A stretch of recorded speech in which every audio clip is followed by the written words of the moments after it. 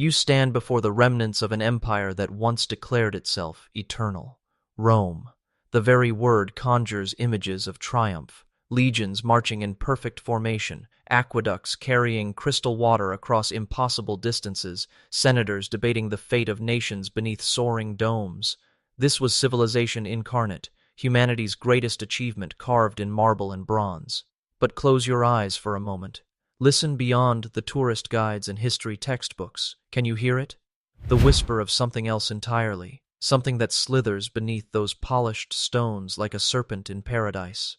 Behind every gleaming arch, every triumph carved in stone, lay truths so dark that Rome itself tried to bury them. You see, the empire that gave us law and order, roads and literature, was built upon a foundation of such systematic cruelty that it defies comprehension. The marble you admire, it was quarried by slaves who died in darkness. The roads that connected an empire, they were paved with the bones of conquered peoples whose names were erased from memory. Picture this. While senators in pristine togas debated philosophy in the forum, just beyond those marble walls, human beings were being torn apart by wild animals for the entertainment of cheering crowds. While poets composed verses about love and honor, children were being abandoned on hillsides to die because they were born the wrong gender or with imperfections their parents couldn't afford. The Romans themselves understood this darkness. They knew that their civilization balanced on a knife's edge between grandeur and horror, but they made a choice to celebrate the grandeur while burying the horror so deep that future generations would mistake their empire for something noble. You've been told Rome fell to barbarians, to corruption, to decadence. But what if the truth is simpler and more terrifying? What if Rome fell because it succeeded too well at becoming exactly what it was designed to be, a machine for transforming human suffering into spectacle, human lives into profit, human dignity into entertainment? Tonight, you'll discover 6 hidden truths about Rome that historians whisper about in academic corridors but rarely speak aloud. Each revelation will peel back another layer of marble to expose the bleeding flesh beneath. You'll witness the empire through the eyes of its victims, the slaves who built its monuments, the gladiators who died for its pleasure, the children who were discarded like broken pottery. The first truth begins with Rome's very birth, a story so violent that it reads like a nightmare disguised as mythology. You'll learn how a civilization supposedly built on law and order was actually conceived in fratricide and rape, how its founding legend celebrated the very cruelties that would define its character for 1,000 years. Then we'll descend into the amphitheater, that blood-soaked cathedral where human beings were transformed into entertainment.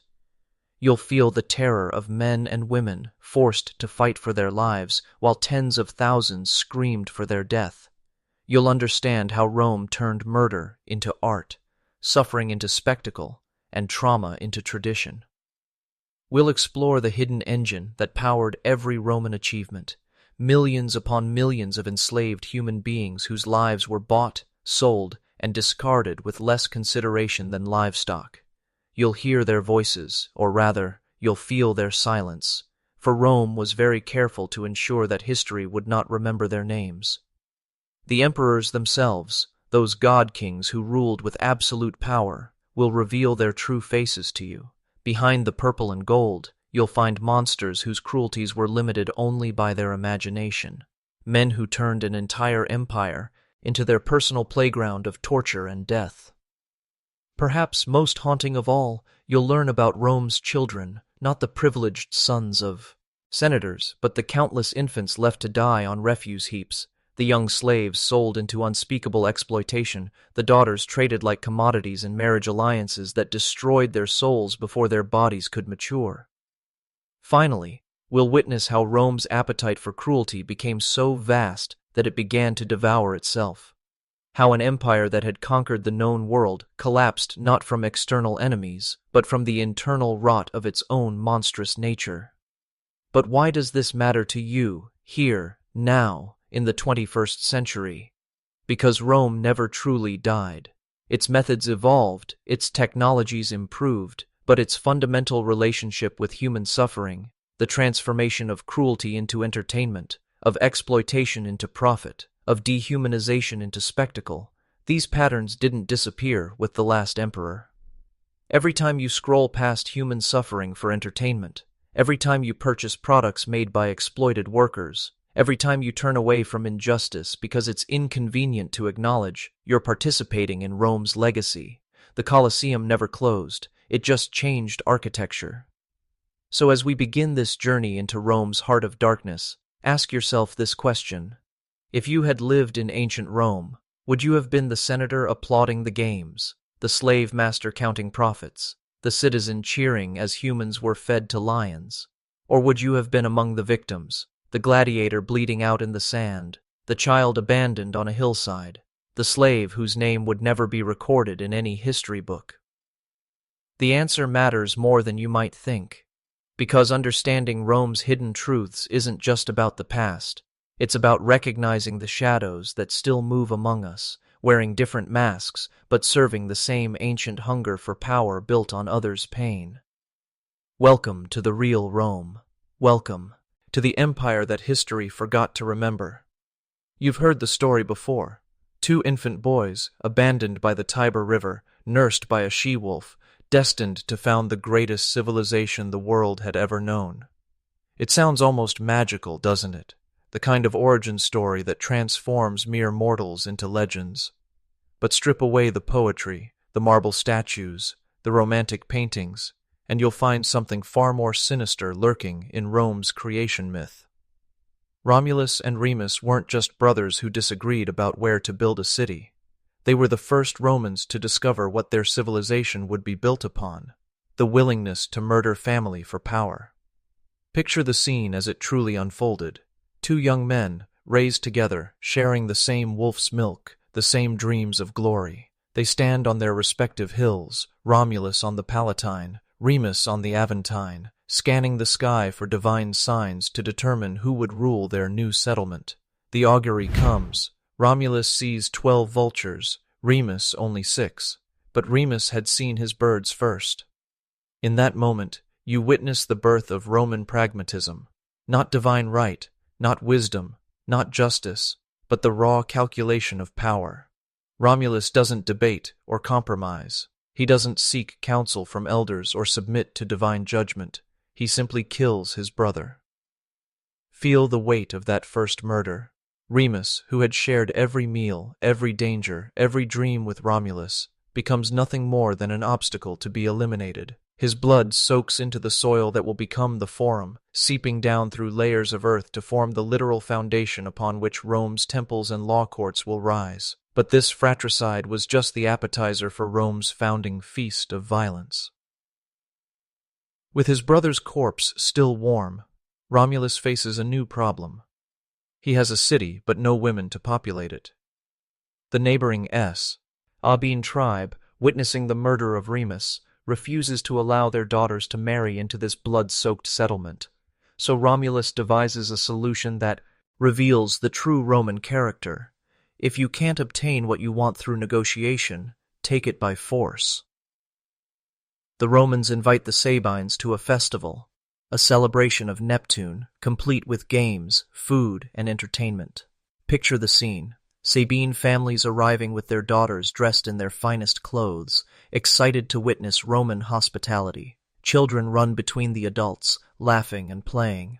Young women admire the new city's architecture, perhaps imagining their own future homes.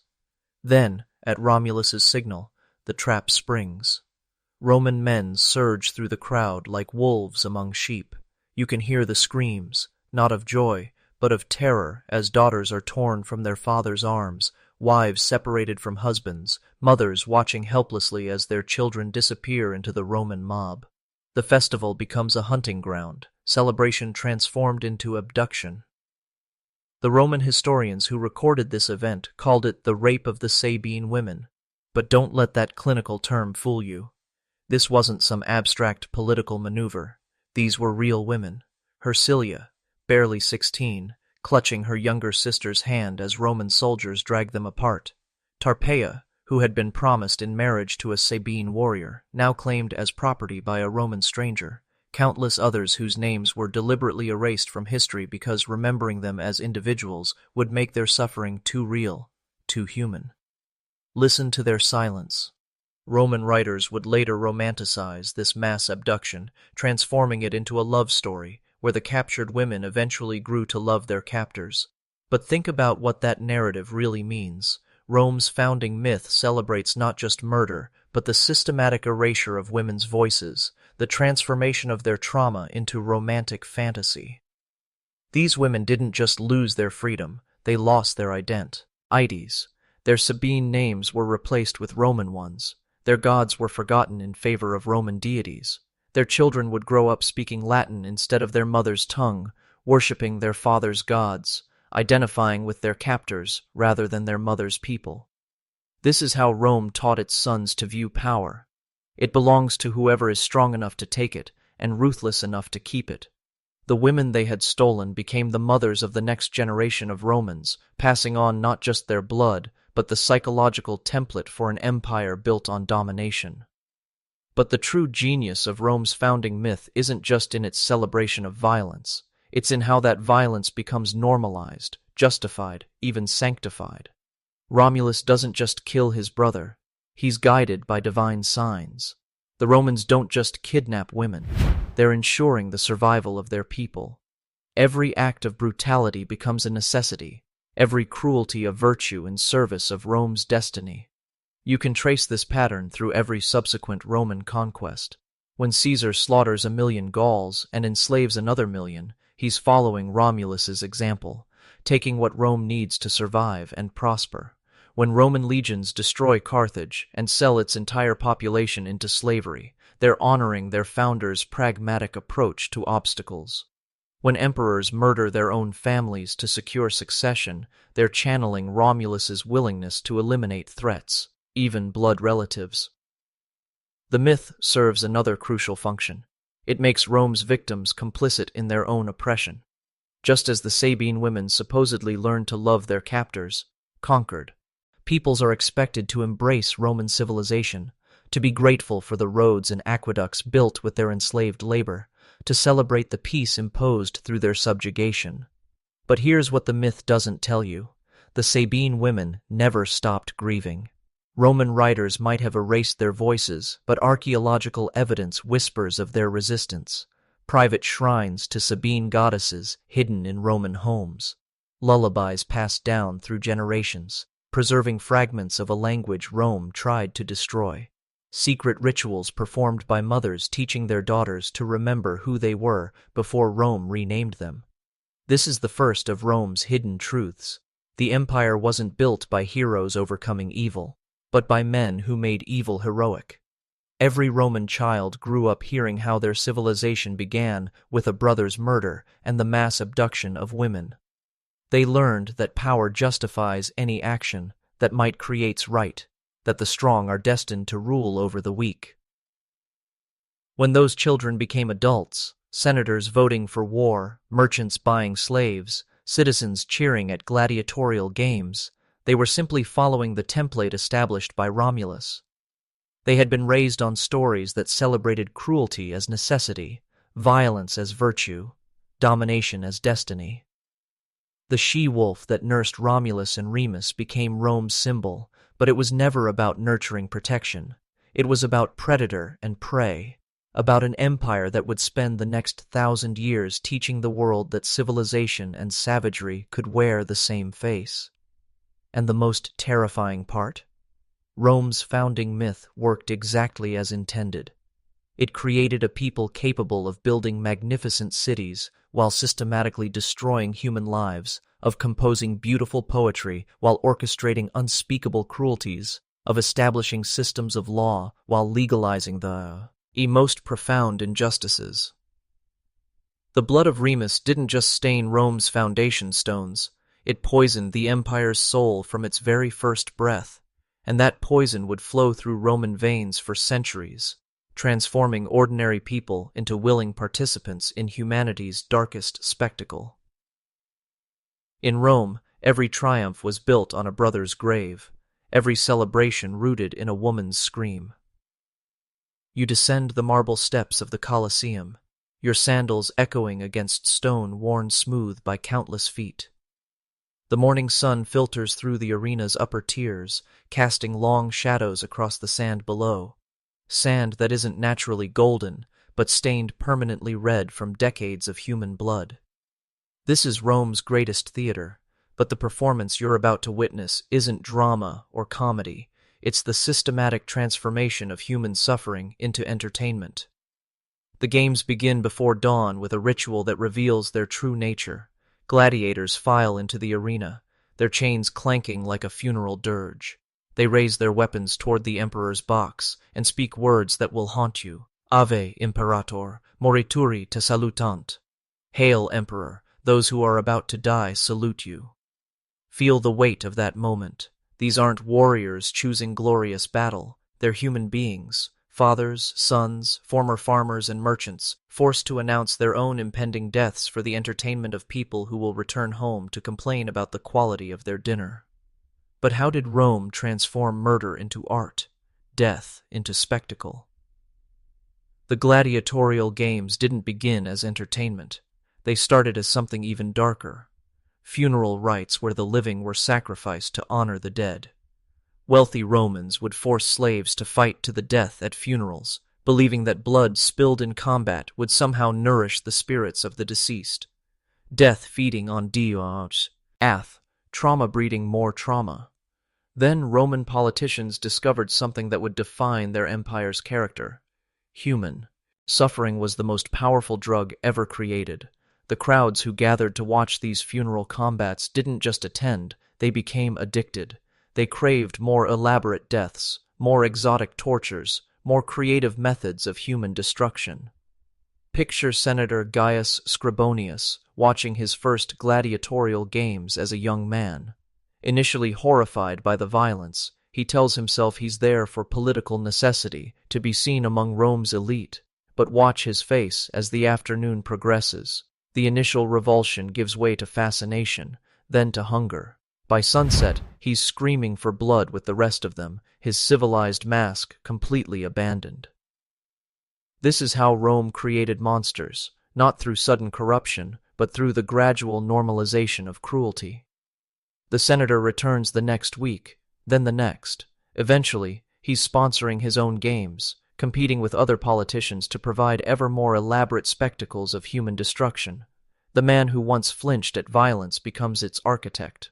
But the true genius of the arena wasn't just in the killing, it was in the categories of victims, each designed to dehumanize different groups while reinforcing Rome's social hierarchy. First came the criminals, men and women condemned to death for crimes against the state. But in Rome, crimes against the state could mean anything from murder to refusing to worship the emperor, from theft to practicing Christianity. You watch as a baker named Marcus, condemned for overcharging for bread during a famine, is forced to fight a professional gladiator with nothing but a wooden sword. The crowd cheers his inevitable death because he's been labeled a criminal, his humanity erased by legal decree. Then came the prisoners of war, proud warriors from conquered lands, reduced to entertainment for their conquerors. Germanic chieftains who had defended their villages against Roman invasion now fight each other for the amusement of the very people who destroyed their homes. Celtic druids, once revered as holy men, are forced to kill fellow Celts while Romans laugh at their anguish. Each death in the arena isn't just individual murder, it's cultural genocide performed as comedy. But perhaps most horrifying were the slaves, human beings owned like livestock, their lives worth only the entertainment value of their deaths. A Nubian woman named Kandake, captured in childhood and trained as a gladiator, faces a lion in the afternoon sun. She's not fighting for glory or honor. She's dying because her owner calculated that her death would be more profitable than keeping her alive. Watch the crowd's faces during these spectacles. These aren't bloodthirsty barbarians, they're ordinary Romans. Merchants who sell olive oil, mothers who bake bread for their families, children learning their multiplication tables. Yet here they are, screaming themselves hoarse as human beings are torn apart before their eyes. The arena's psychology was deliberately designed to make this possible. The elevated seating created physical and psychological distance between spectators and victims.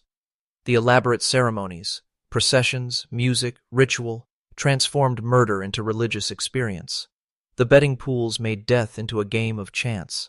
The sponsored refreshments meant that watching humans die became as casual as attending a modern sporting event. Most insidiously, the games created a hierarchy of death that made some murders more acceptable than others. A gladiator who died well, fighting bravely, accepting death with dignity, might earn the crowd's respect, but those who begged for mercy, who showed fear, who tried to flee, became objects of contempt rather than sympathy. Rome trained its citizens to despise the very human reactions that should have evoked compa. Scion. The female gladiators, the gladiatresses, faced additional layers of dehumanization. Roman women were expected to embody virtue, modesty, and maternal devotion.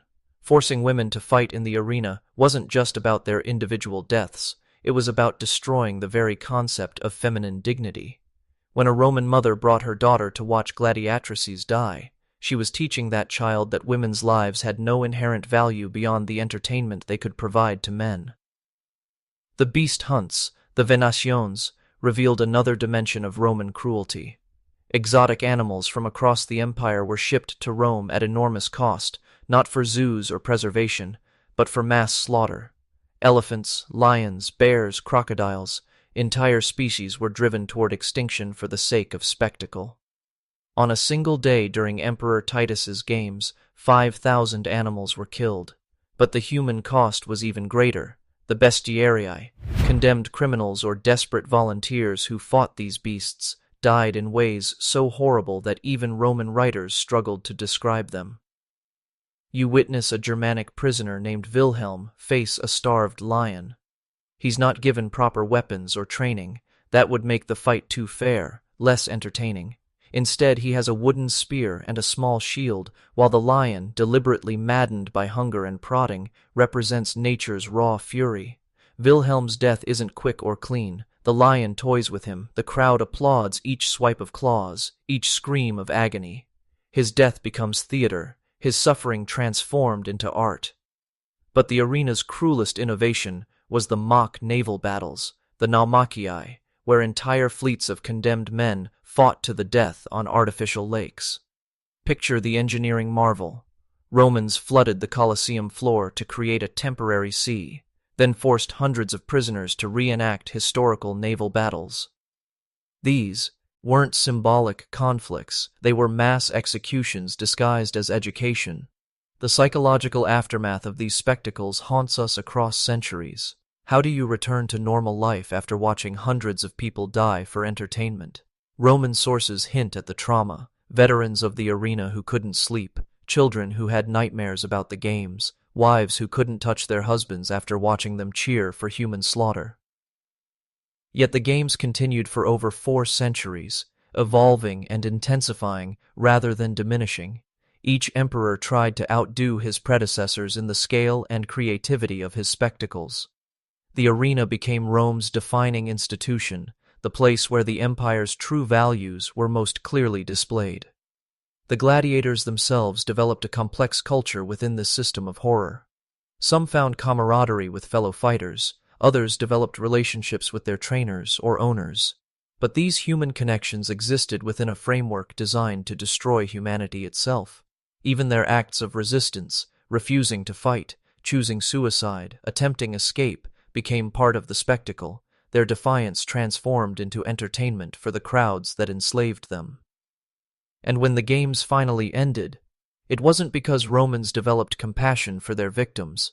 It was because the empire could no longer afford the massive expense of importing exotic animals and maintaining the infrastructure of death. Economics, not ethics, closed the arena's gates.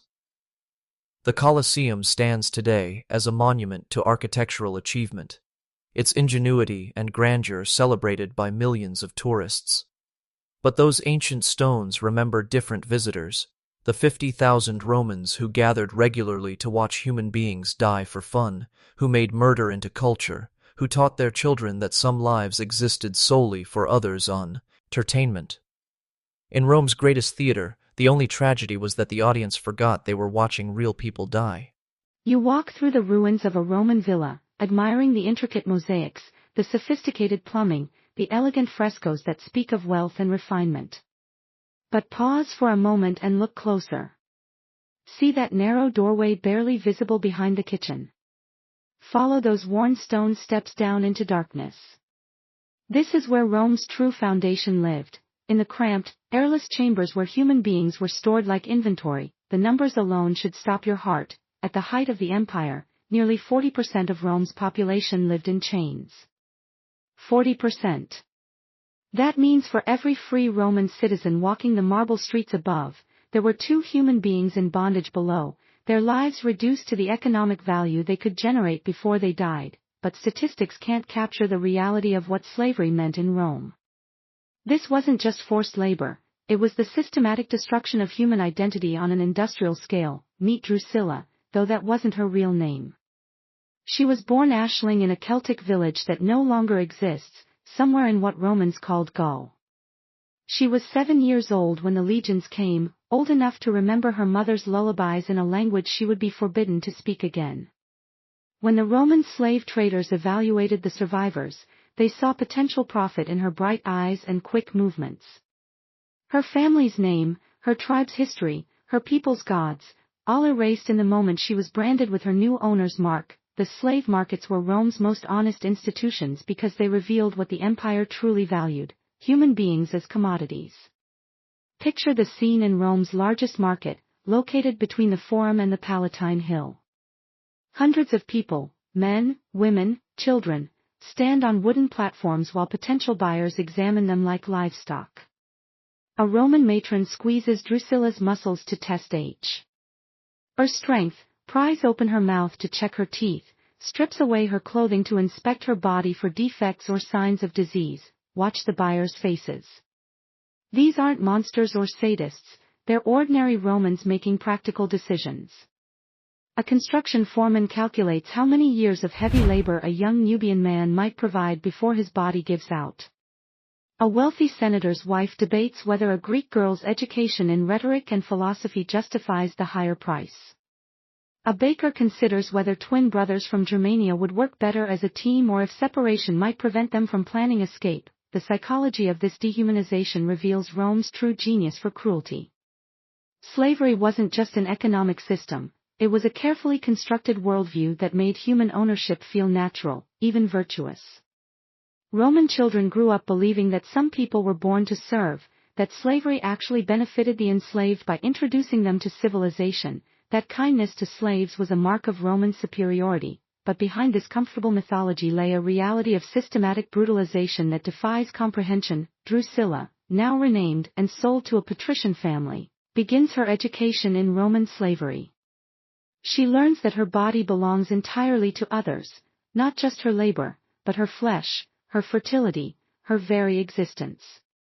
When she reaches adolescence, her master exercises the sexual rights that Roman law grants him over all female slaves. Her children, if she survives to bear any, will belong to him as well, potential profit or pleasure depending on his whims. The sexual exploitation of slaves reveals perhaps Rome's darkest truth, an entire civilization that legally sanctified rape as property rights.